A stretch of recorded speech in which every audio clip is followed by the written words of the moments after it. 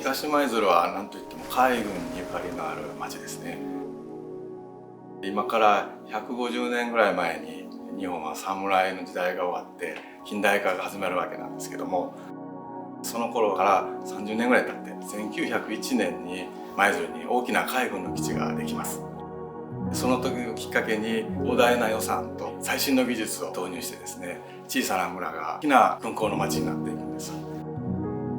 その後戦後ですね、そういう施設が払い下げるわけなんですけども、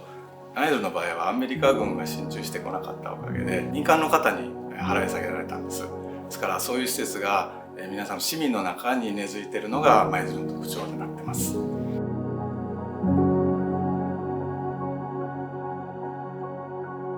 海軍の町の舞鶴を代表する観光施設が赤レンガパークということになります。明治時代に作られた軍需用の倉庫がリニューアルされて、イベントホールですとかお土産屋さんですとかレストランなどもあって、年間70万人ぐらいのお客さんが毎年来ていただいてます。全体の雰囲気もいいんですけれども、特に細かいところを見ていっていただくとですね、面白いところがたくさんあります。例えば5号棟というところの中には当時のクレーンがそのまま残ってたりするんです。それからクレーンを移動するためのレールなんかもそのまま残っています。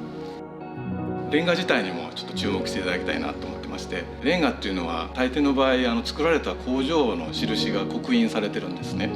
それは目立たないように施工されるんですけど、ごく稀にですねマークがそのまま表から見えたりする場合があるんです。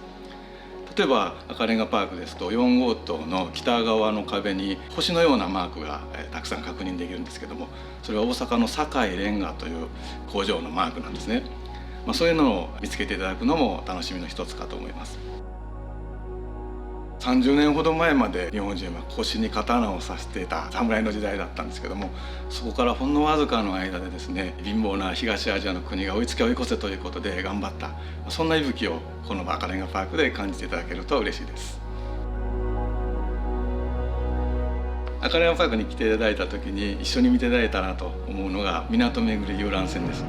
30分ぐらいかけて舞鶴港の中を巡る遊覧船なんですけども、造船所ですとか自衛隊の基地が見どころになっています。もともと2つとも海軍の施設だったんですけども、造船所は民間の会社に払い下げられて、クレーンですとか大きなドックが見応えになっていますね。自衛隊の施設の方は北水桟橋といいまして、長さが970メートルもある、日本で一番長い桟橋なんだそうです。そういう形状からしてですね、横にずらっと護衛艦が並ぶんですけども、とても見応えがありますのでぜひおすすめです。赤レンガパークの外に出ていただいても街中にも海軍の元施設がたくさん残ってるんですね。例えば東舞鶴駅から赤レンガパークまでは遊歩道になってるんですけども、昔鉄道敷きだった関係でレンガ造りのトンネルがあります。レンガ敷きの遊歩道とも一緒になってとても雰囲気がありますので、ぜひ見ていただけるかと思います。舞鶴引き合い記念館も東舞鶴の中ではぜひ訪れていただきたい施設の一つです。戦争が終わって今の中国に移住していた日本人の方たくさんおられたんですけども、日本に帰ってくるまで大変なご苦労をされたというふうに聞いています。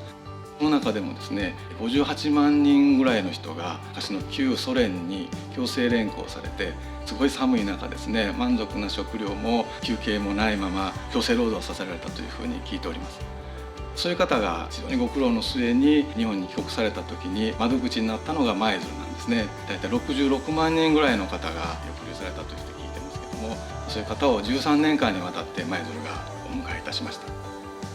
そんな引き上げてこられた方の関連する資料を集めたのが引き上げ記念館になるんですけども、見どころは本当にたくさんあるんですけども、特にどんだけご苦労されたのかとかですね、その時の厳しい環境の中で生き抜く知恵を皆さんされたことを展示してますので、何回見てもちょっと涙が出るぐらい感動するんですけども、歴史好きの方だけではなくっていろんな人にここに来て感じていただくものがあるかと思います。舞鶴全体そうなんですが、自然がとっても豊かなのも魅力の一つかと思います。特にその中でも大浦半島というところは昔は若狭という福井県に属する国だったそうなんですけども、奈良の都にいろんなものを献上してたという記録が残っています。寿司に関する日本最古の技術があったりするぐらい、当時から海産物おいしいところだったなということが分かります。海を中心に日本らしいとてもいい田舎の風景が残っているのも特徴かと思います。そんな中で舞鶴フルールファームですとか深海公園といった観光施設もあります。地元の食材をたくさん使った食事も楽しんでいただけますので、ぜひ訪れていただければと思います。特に深海公園の方は夕日が綺麗なところですのでおすすめかと思います。舞鶴には綺麗なお寺たくさんあるんですけども、比較的行きやすいお寺ということであれば金剛院というお寺があります。1200年ぐらいの大変古い歴史があるお寺なんですけども、三重塔がとっても美しくって、それが紅葉の中に入る姿は人気があります。他にも金剛院には宝物殿というのがありまして、そこに文化財に指定された貴重な仏像がたくさん並んでるんですけども、特にそこはおすすめです。予約をしていただくと住職さんが説明をしてくださったりしますので、ここもぜひ訪れていただきたいところです。